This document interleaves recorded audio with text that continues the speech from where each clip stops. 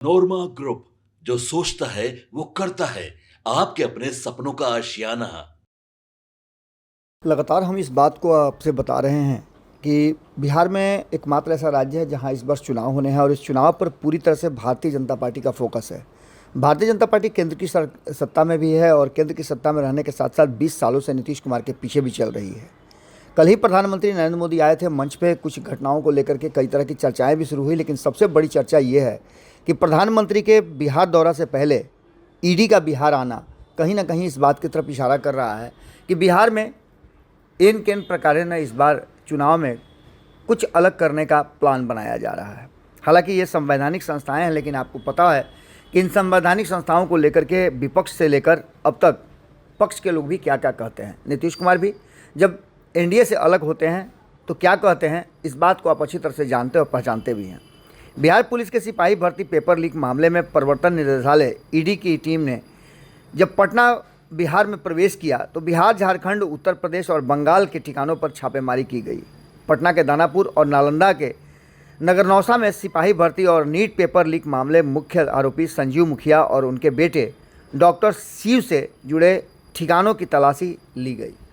अब इस माने और इस बात को लेकर के चर्चा इस बात पर भी है कि कहीं ऐसा तो नहीं कि अब बिहार में जो भारतीय जनता पार्टी है वो कुछ अलग खेल करना चाहती है।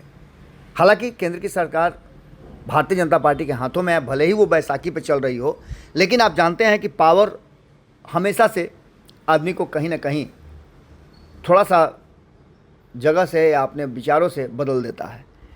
पावर भारतीय जनता पार्टी के पास है और पावर का किस तरह से इस्तेमाल होता है ये आप अच्छी तरह से जानते हैं। कई राज्यों में जो बातें सामने आई हैं उसको देख करके आप अंदाज़ा लगा सकते हैं। बिहार उससे अछूता नहीं है, लेकिन बिहार में चूंकि नीतीश कुमार हैं और नीतीश कुमार के साथ साथ अभी तक लालू प्रसाद हैं और लालू प्रसाद और नीतीश कुमार दोनों का डर भारतीय जनता पार्टी को सता रहा है। यही कारण है कि भारतीय जनता पार्टी कुछ एग्रेसिव फैसला नहीं ले पाती है।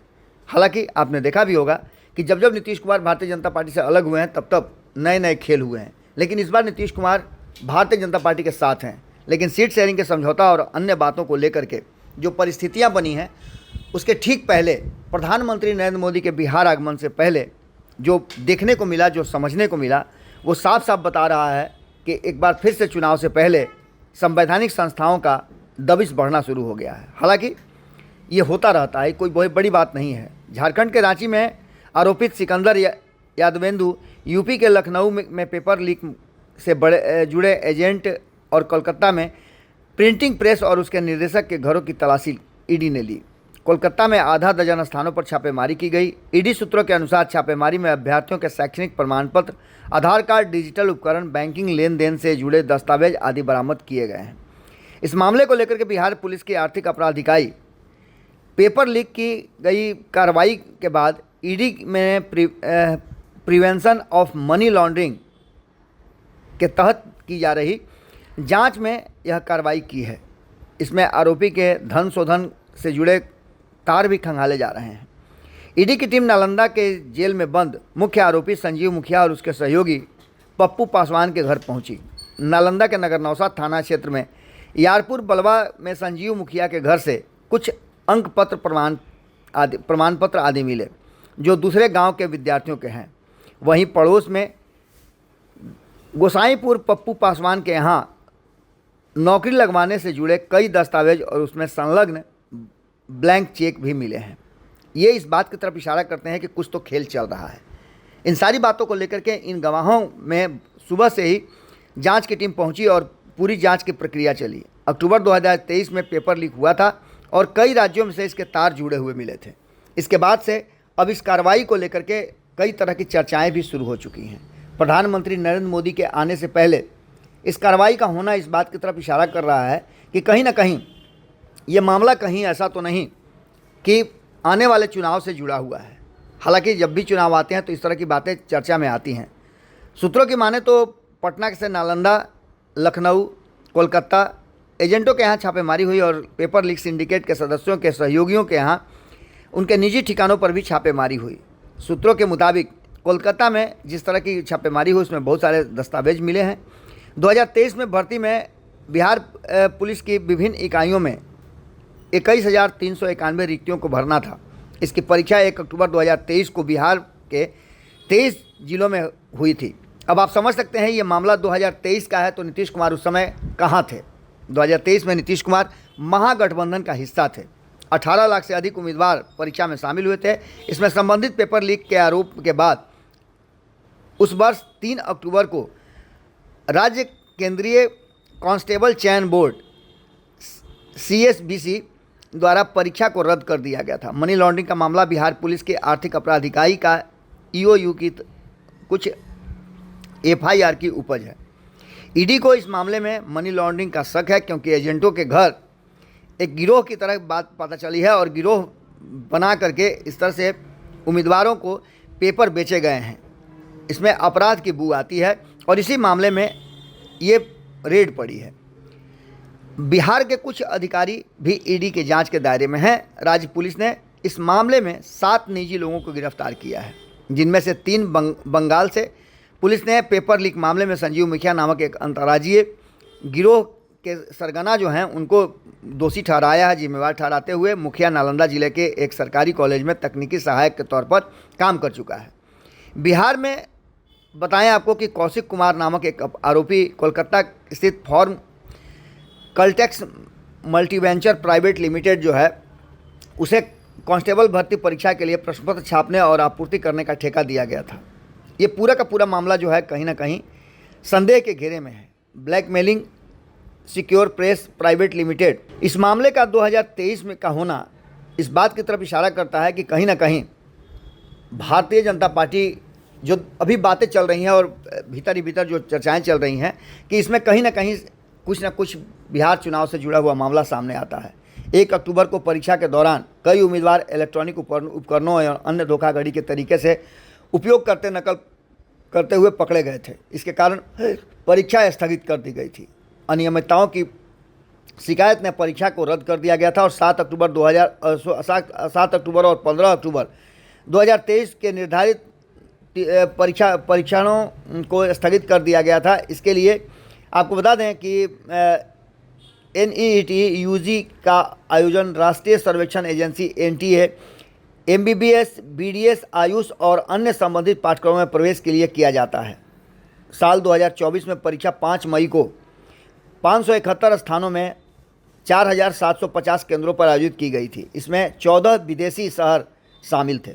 परीक्षा के लिए 23 लाख से अधिक उम्मीदवार उपस्थित हुए थे। बिहार पुलिस के कथित तौर पर पेपर लीक होने की सूचना मिलने के बाद कार्रवाई शुरू की गई थी। इस पूरे मामले को लेकर के अब ये कहा जा रहा है कि कहीं ना कहीं इसका मामला एनडीए गठबंधन के घटक दल और आने वाले चुनाव से जुड़ा हुआ लग रहा है। अब इसमें कितना ज़्यादा जुड़ा हुआ है ये तो आने वाला वक्त बताएगा, लेकिन अब इसमें सबसे बड़ी बात ये है कि आप अच्छी तरह से समझ सकते हैं कि कई ऐसी बातें हुई जिसको लेकर के जांच भी हुए, लेकिन उसके परिणाम नहीं आए हैं। सृजन घोटाला आपको याद होगा।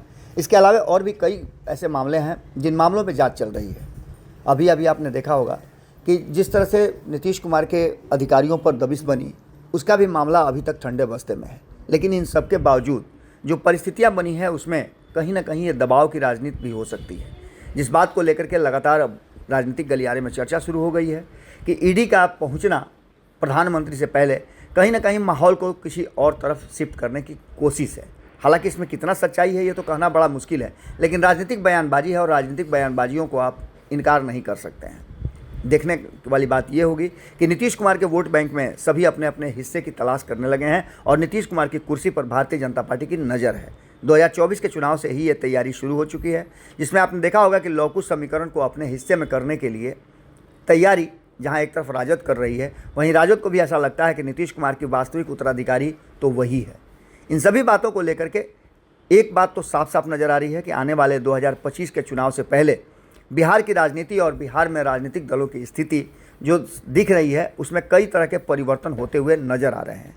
अब इस मामले को किस तरह से लिया जाता है ये भी देखना बड़ा दिलचस्प होगा। कल प्रधानमंत्री के मंच पर अचानक से आपने देखा होगा कि कुछ नए चीज़ नज़र आए थे। पहली तो ये कि उपेंद्र कुशवाहा आगे बढ़ कर के प्रधानमंत्री से हाथ मिलाते हैं, प्रधानमंत्री भी उनसे हाथ मिला करके उनसे बात करते हैं, लेकिन ये भाव भंगिमा पिछले 2 प्रधानमंत्री के यात्राओं में नहीं देखी गई थी। ये कोई नया अपडेट था। ये शक्ति परीक्षण के बाद था जब 8 तारीख को शक्ति परीक्षण किया था उपेंद्र कुशवाहा ने, लेकिन वहीं बगल में खड़े आपने देखा होगा कि चिराग पासवान जिनसे बड़ी सहजता से प्रधानमंत्री मिलते हैं और प्रधानमंत्री से चिराग पासवान भी मिलते हैं, अक्सर आपने देखा होगा कि मंच पर दोनों का जो मुलाकात होती है वो कुछ अलग ही इम्पैक्ट देती है, एक अलग एम्बियंस बनाती है। वो देखने को कल नहीं मिला। तो वहीं आपको बताएं कि चिराग पासवान और नीतीश कुमार के बीच में बातचीत होना भी अब चर्चा का विषय बना हुआ है। नीतीश कुमार कुछ बोल रहे हैं और चिराग पासवान चुपचाप खड़ा होकर के सुन रहे हैं। इस बीच में दो लोगों की एंट्री होती है, ये भी एक चर्चा का विषय बना हुआ है। ये सभी बातें इस बात की तरफ इशारा कर रही हैं कि आने वाले समय में अभी बहुत कुछ होना बाकी है। क्या होगा ये तो देखने वाली बात होगी, या हो सकता है कि ये स्वाभाविक प्रक्रिया भी हो। संवैधानिक संस्था है ईडी और वो जांच के लिए निकली हो, लेकिन चूंकि मामले का 2023 से होना, इसमें कई लोगों का संलिप्त होना और नीतीश कुमार के करीबियों का, इसमें जो नीतीश कुमार के साथ कभी देखे गए हैं उन लोगों का होना, इस बात की तरफ इशारा करता है कि कहीं दबाव की राजनीति तो नहीं चल रही है। आने वाले वक्त में बहुत कुछ क्लियर होकर के सामने आएगा। हमारी नज़र बिहार की हर छोटी बड़ी बात पर बनी हुई है। आपकी नज़र भारत लाइव पे होनी चाहिए। बहुत बहुत धन्यवाद। आपके सपनों को हमने सजाया है, ई होम्स पैनोरमा को हमने बनाया है। ई होम्स मेरा एक सपना था जिस पे मैं पिछले 4 साल से काम कर रहा था। हमने जो बनाया है वो सबने है माना। ई होम्स पैनोरमा में हो आपका भी आशियाना। और फाइनली हमने 2021 में इस प्रोजेक्ट को लॉन्च किया। बहुत लोग अप्रिशिएट कर रहे हैं कि पूर्णिया जैसे शहर में, बिहार के, एक तो बिहार की बात करें उसमें भी पूर्णिया जैसे छोटे जगह में इस तरह का लाइफस्टाइल देना, ये सुन के हम लोगों को बहुत अच्छा लगता है। ई होम्स में हमने कुछ और भी किया है, जैसे हम जिस जगह में रह रहे हैं हमारे फैमिली सिक्योर हो, उनको सिक्योरिटी का ध्यान में रखा है। आपकी सुविधा और सुरक्षा आपके लिए खास है, ये आपका विश्वास है। इसमें आर्टिफिशियल इंटेलिजेंस का 7 लेयर सिक्योरिटी का हमने इस्तेमाल किया है। लस ग्रीन कैंपस को बनाया है। यदि हमारा बाउंड्री वाल है तो वो वर्टिकल गार्डन है। ये जितनी भी फैसिलिटी होता है एक इंटरनेशनल टाउनशिप में ई होम्स है, ये हम लोग विश्वास नहीं कर पा रहे हैं। जो भी हमारे मित्र दोस्त या जो भी हमारे बाहर के बाहर आते हैं तो हम लोगों को बहुत अच्छा सुनने को मिलता है और बहुत अच्छा क्रेडिट मिल रहा है। वो सारा हमने सिर्फ एक बिल्डिंग नहीं बनाया, हमें एक बहुत अच्छा लाइफस्टाइल दिया ई होम्स में, और मेरा एक सपना था जिसको मैं आज फुलफिल होते हुए देख पा रहा हूँ। ये आपका आवास है। ई होम्स पैनोरमा में अब आपका निवास है। E homes Panorama, luxurious lifestyle redefined. Panorama group, जो सोचता है वो करता है। अगर ये वीडियो पसंद आई और वह बिहार के राजनीति और बिहारियत से सरोकार रखेनी तो सब्सक्राइब बटन दबा के चैनल के सब्सक्राइब कर ली। ओजे एगो घंटी बा, ओकरा बटन दबा देला से कुल सटीक और मारक खबर रुआ मुफ्त में मिल जाई। अगर रुआ पत्रकारिता के हमनी के नया प्रयोग में सहयोग कर चाहतानी तो ज्वाइन बटन दबा दी। पेटीएम नंबर नोट कर ली 9386816700।